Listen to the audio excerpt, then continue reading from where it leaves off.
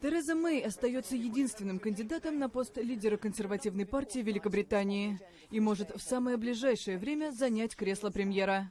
Об этом в понедельник заявил председатель комитета партии Грэм Брэдли, после того, как замминистра энергетики Андреа Литсам сняла свою кандидатуру. Теперь между квартирой главы МВД и премьерской резиденцией на Даунинг-стрит 10 стоят только формальные процедуры. Тереза Мэй – сторонница членства в Евросоюзе.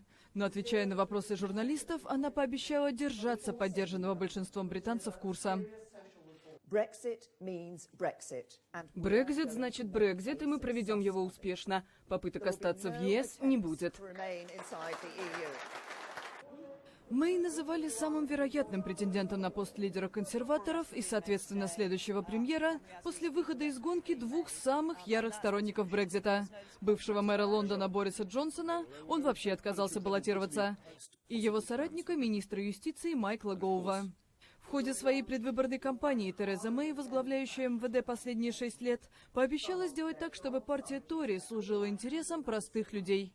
Стране, по словам министра, потребуются экономические реформы и в первую очередь в системе корпоративного управления.